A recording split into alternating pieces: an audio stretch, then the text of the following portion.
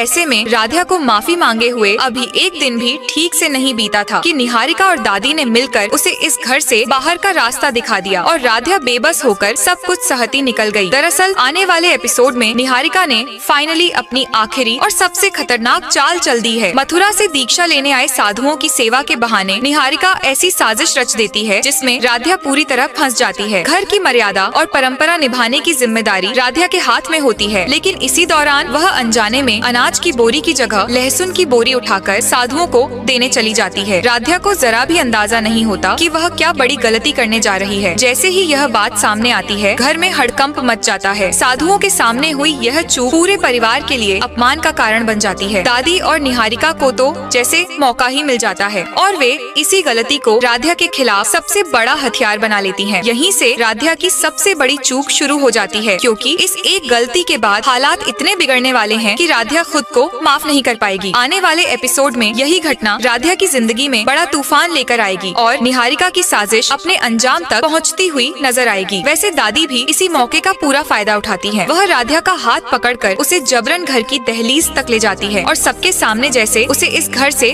अलग कर देती है। उस पल राधा के लिए यह सिर्फ अपमान नहीं बल्कि उसके आत्मसम्मान पर गहरी चोट होती है। ऐसे में राधा बिना कुछ कहे घर छोड़कर बाहर निकल जाती है, लेकिन जाते जाते वह दादी के साथ साथ पूरे परिवार को साफ शब्दों में बता देती है कि जब तक वह अपनी इस चूक के लिए उन साधुओं से खुद माफी नहीं मांग लेगी, तब तक वह इस घर में एक कदम भी वापस नहीं रखेगी। राधा का यह फैसला पूरे परिवार को हैरान कर देता है। आने वाले एपिसोड में यही पल राधा की जिंदगी का सबसे बड़ा मोड़ बनने वाला है, जहां उसका आत्मसम्मान और सच्चाई दोनों एक कठिन परीक्षा से गुजरते नजर आएंगे। वैसे आप अपना राय कमेंट बॉक्स में बताइए।